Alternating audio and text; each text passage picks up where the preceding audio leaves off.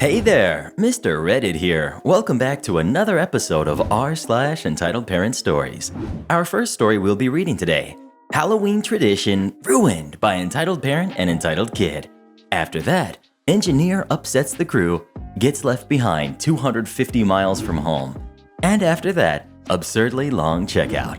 Now Karen told me if we can get 1,000 likes on this video, she won't ruin any more traditions for an entire week. So please smash that like button. And if you're new, subscribe and turn on notifications for new stories from Reddit every single day. And by the way, join as an official member of the Re-Army today, and I'll give you a special shout out in our next video. Halloween Tradition Ruined by Entitled Parent and Entitled Kid. This happened over 10 years ago, so some of the dialogue may not be word for word, but it was the actions that are key to the story. Me and my wife don't have any kids. We weren't able to have any due to health reasons, but we used to live in a suburb which had many families with kids. What we would do each year is go all out on Halloween. It was a way we could give back to the community and have fun while doing it. We probably have enough Halloween decorations and animatronics to supply a couple haunted houses with stuff left over. So we try to do something different every year for the kids and dress up to hand out candy. It's our favorite holiday. Each year we would divide the decorations. In the backyard we had stoves, scary music, fog machines, several animatronics, and it was pretty cool, but intimidating to some of the kids. Some of them would cry out of fear if their parents suggested going through the backyard to get candy. In the front yard, we had some more tame decorations, and my wife was dressed up handing out candy. In the backyard, I had a huge candy dish set up, but I was hidden out of sight, controlling some of the effects and animatronics. This year, we had 20 pounds of candy, 4 5-pound bags, split between the front yard and the backyard.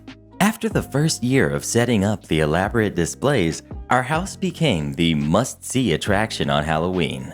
And we learned very quickly that it's always better to have too much candy than too little. We would do something extra special for the kids that were first to show up. One year, it was king-sized candy bars for the first 10. Another year, we gave candy and $1 coins. This year, we were feeling generous, so we decided $5 to the first 10 kids, which was split between the front yard and back. My wife had 5 $5 bills she handed out, and I had 5. I chose to lay out 5 regular-sized candy bars with a $5 bill taped to each one, and set them in front of the huge bowl of candy, which had both 5-pound bags emptied into it. Now I should point out that we never had any issues in previous years. I always used the honor system in the backyard, allowing the kids to get their own candy, and my wife would hand it out. The kids had a great time and were always respectful. We actually garnered a lot of thanks from neighbors for going all out for them. The kids enjoyed it and would go out of their way to do nice things in return for us, such as shoveling our driveway, cutting our grass, etc. Okay, back to the story. This particular year, it had gotten dark before they started trick-or-treating. So I took advantage of the darkness with some of the more stealthy animatronics, ones that moved but were hard to see because they were not lighted, like snakes, spiders, and bats. From the sidewalk, kids that were not scared or wanted to be scared would walk down a small path around a few trees where I had let the grass grow close to knee-high, which helped camouflage the strobe lights and fog machines. I would have a few small outdoor speakers playing some kind of creepy or scary sounds or music as the kids would walk down the path to a clearing in front of our shed where we had this huge, creepy-looking wicker chair and a motion-triggered zombie that sat in it. You would have to pass in front of the zombie to get to the table, which had the candy, and a sign stating that we use the honor system. Please take 1 piece of candy. Well, the first kid showed up. A boy, his sister, and their mom. It was not uncommon for them to be accompanied by their mom or dad if they dared to go into the backyard. Both kids took one look down the dark path and chose to go to the front yard for candy. This continued for about 10 minutes before another kid gathered up the courage to come through the backyard. Yes, I scared the crap out of him. But when he made it to the table, he just stood there. I wasn't sure if he was still shook up from the zombie jumping up, because he just stood at the table for a moment, afraid to take any candy. This happens a lot too, because they think something will grab them if they touch the candy. One year, we used the candy bowl with the hidden hand that would do just that, but not this year. I sat down the controls and stepped out from the shadows, which scared him again. I was wearing a long black cloak and black gloves and skeleton face makeup to assure him that he could take one of the $5 candy bars. He grabbed it and ran quickly back up the path to what I guess was his brother who had received candy from the front door. Me and my wife had a system to communicate when someone would take one of the $5 candy bars, so we would make sure no one would go to the backyard and then try to go to the front yard. I would flip the floodlights on the corner of the house, which she could see. We had a sign along our wooden fence that pointed out that you could choose the scary path or the less frightening front door. It was probably 5 minutes before 2 kids that looked about 10 or 12 came through the backyard together. They walked slowly, teasing each other along the way, jumping and screaming out of fear occasionally when one of the bats or spiders or other animatronics activated by their proximity or motion. They eventually made it to the candy table after screaming when the zombie lurched forward as they walked past it, but each took $5 bars. This left me with 2 more to give out, and then I would be on the normal fun-size Halloween candy. 5 pounds of Twix, Milky Way, 3 Musketeers, and Hershey's. The next group I could see was 2 smaller kids, around 3 to 5, with an obese kid who looked 14 or 15, accompanied by entitled mom. The 2 little ones made their way to the front porch after older kid motioned for them to go get candy. Then entitled mom and older kid decided to walk down the path into the backyard together. One of the first things I hear wasn't a startled scream, but the stuck-up voice of entitled mom.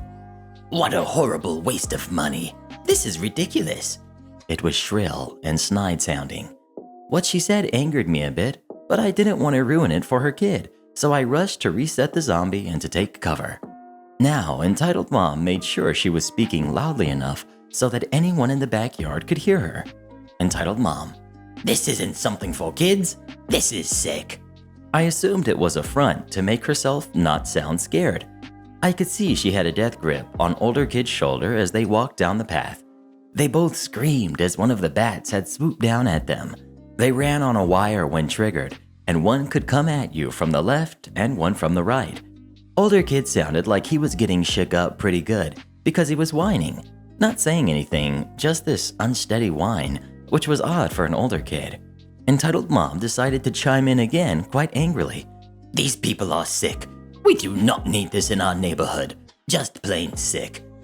It was quiet again until older kid screamed again when he had triggered one of the snakes in the grass. I could hear him trying to fight back tears at this point, like a bumbling, whimpering cry, but they pressed on. Entitled mom, "I will take care of this. Just you watch." Now I was assuming this was a parent that was trying to reassure their frightened kid, although he was a teenager. So I didn't think much about her comment at that moment. I was too busy thinking in my head where I would scare them. In retrospect, I wish I had paid attention better and realized it was an entitled mom up to no good. I stood behind the shed waiting silently for the zombie to trigger. When it was triggered, it lurched forward while making an angry moan. It should have happened within a minute of the snake. After a minute and a half, I peeked around the shed to see entitled mom and older kid waddling. Their size prevented them from being able to run towards the entrance.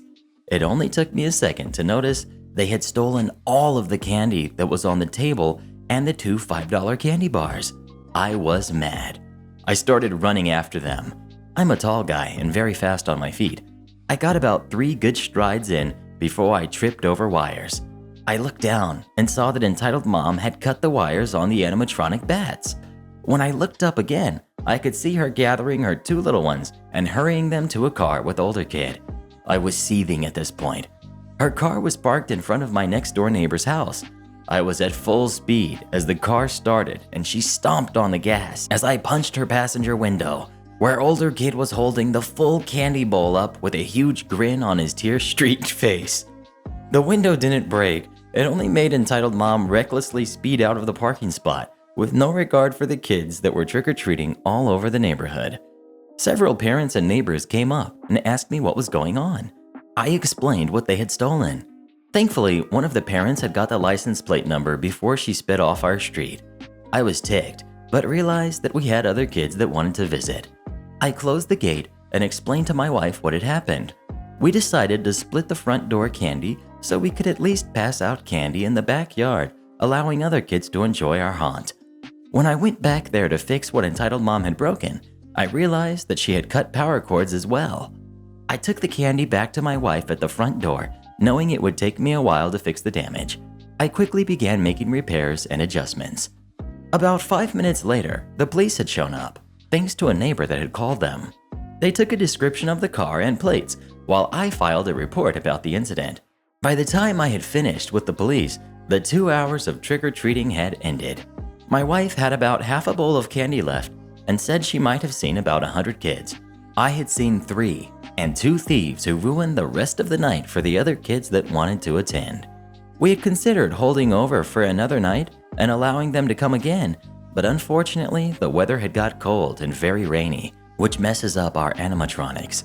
It was a few days before the cops had located Entitled Mom. She lived almost 30 miles away and brought her kids to my neighborhood because they had heard rumors about our mini haunt. She and her son were charged with destruction of property, vandalism, and criminal mischief. Apparently, several cops' kids were supposed to attend, but never got the chance after Entitled Mom and older kid, which angered several officers. The police also recommended I also file a lawsuit in civil court for the damages, which I gladly did. The fallout. In court, Entitled Mom and older kid tried to claim that I was bringing darkness into the community, a community she didn't even live in, and that she felt that she had to do something. They were as snide as ever in court. Entitled Mom was found guilty on destruction of property and vandalism, but not criminal mischief. She got 6 months in county jail. Older kid was removed from her home and spent the next 2 years in juvenile detention. Apparently, this was not the first time he was in trouble. The court never elaborated on his previous crimes. As for the civil lawsuit, I won, and she was ordered to pay me $4,000 in damages plus another $6,000 in lawyer fees. The neighbor across the street is an attorney and represented me. We continued our haunt for another 2 more years until we moved out to the rural area we live in now. We don't get trick-or-treating kids because the nearest house to ours is about 1/4 mile away. Have you ever been to a haunted house attraction? Please leave a comment letting me know. Next we've got engineer upsets the crew, gets left behind 250 miles from home. Some years ago, I got a gig working a weekend music festival. Fairly simple too, 10 bands per day and all pretty standard rock and roll fare.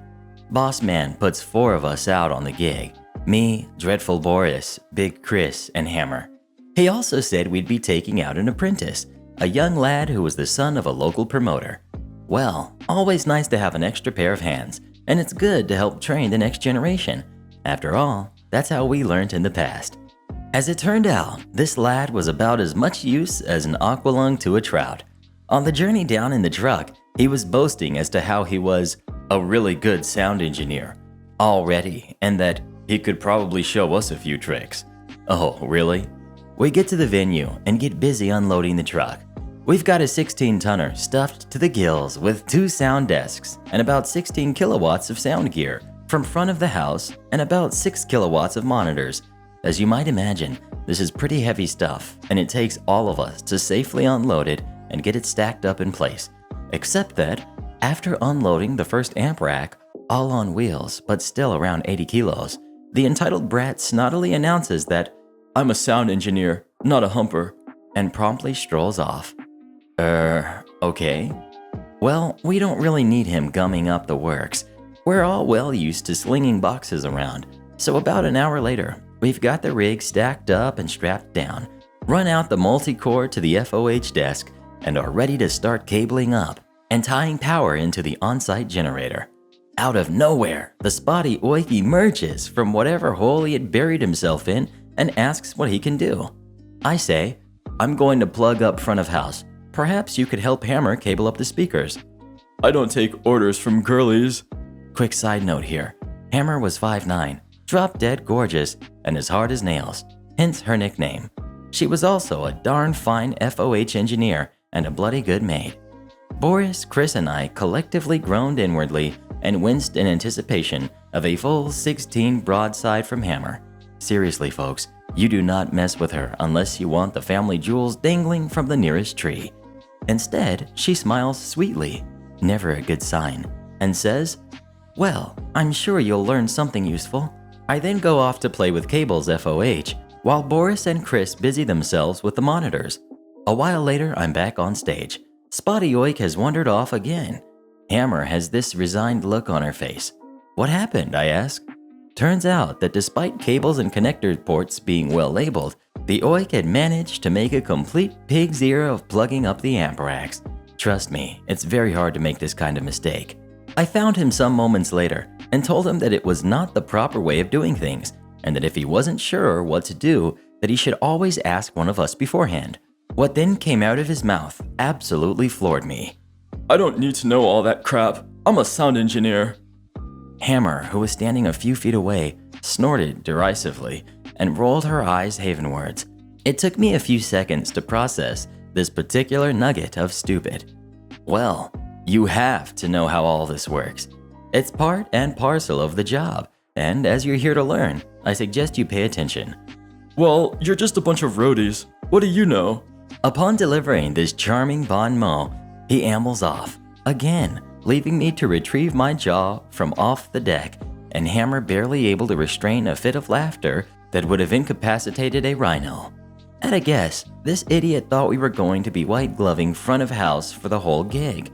An hour or so later, we're all set up, and we now have a fair idea of the acts that are going to be performing.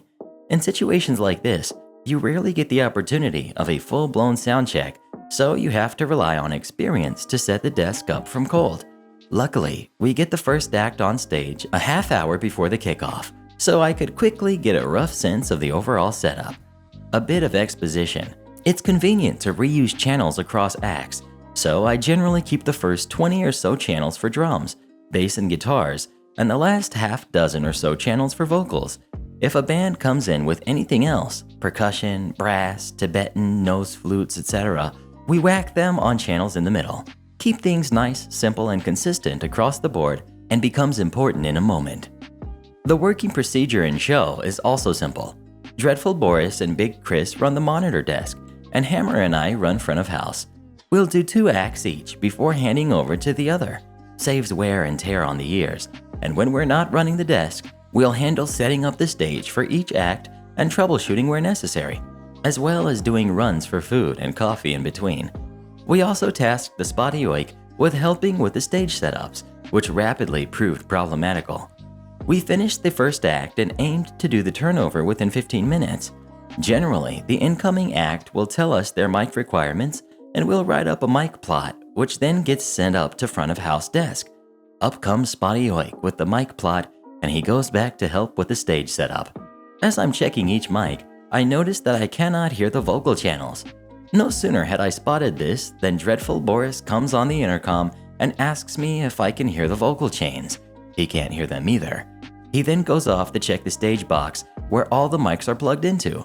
From all the way out in front, I hear him shout, "Oh no." Seconds later, he's back on the cans. "Do you know what that idiot has done? Only repatched all the vocal channels so that all the plugs on the stage box are lined up neatly one after the other." His words. Ye gods. Boris rapidly repatches the mics and we're good to go again. A few hours later, and I'm starting my second shift out front. I won't bore you with my experience of riding herd on Spotty Oik on the stage shift, which, shall we say, was interesting.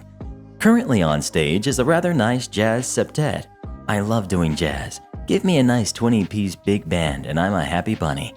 Up strolls he who shall not be mentioned and asks, "When can I have a go at mixing? I'm really good, you know." Seeing as he's here to learn, I tell him he can take the next act under my supervision.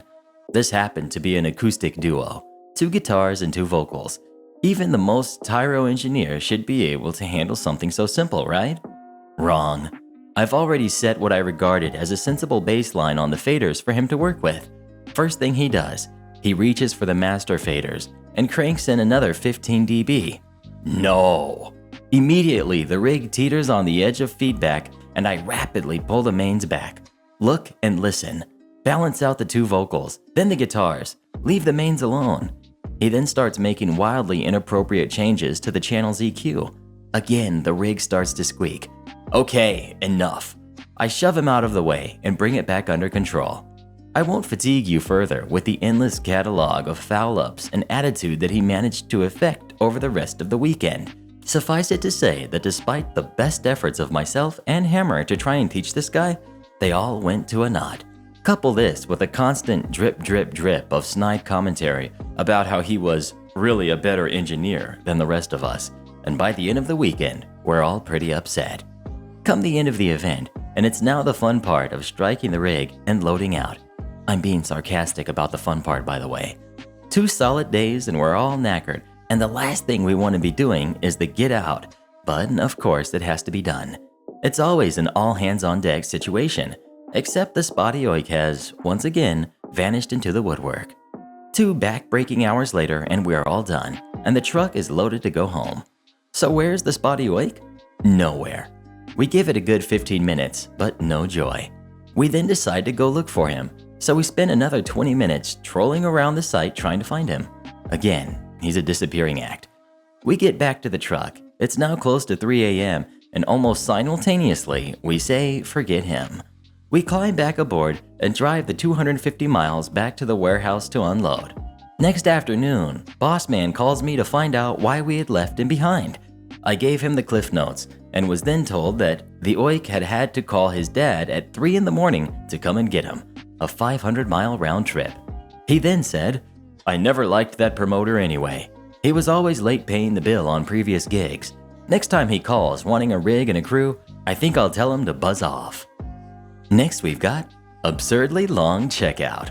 This happened today at the beginning of my shift, and I decided to post it on here since I'm clearly not getting to bed at a reasonable hour.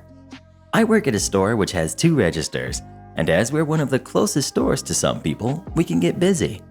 I was at the register taking care of a customer when my manager, who I've always gotten along well with, pointed out a customer to me. Said customer was known for coming in about an hour or so before close and checking out last minute. Normally it wouldn't be that big a deal, but she would have a shopping cart full of stuff.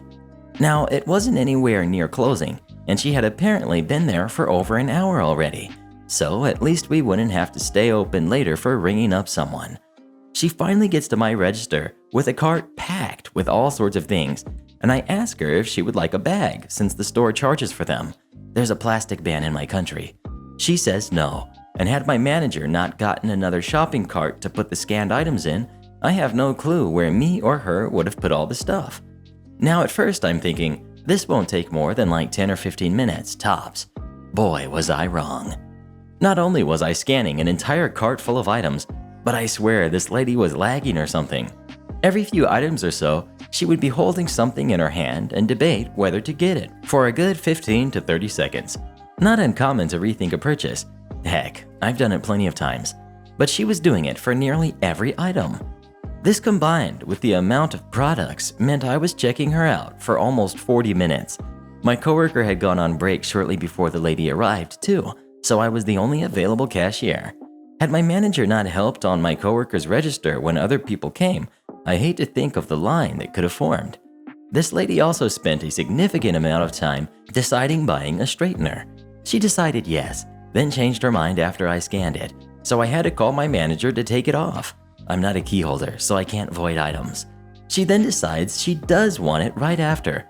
She also had the audacity to think I would not notice her stacking 3 separate bins inside of each other in an attempt to get them for one price.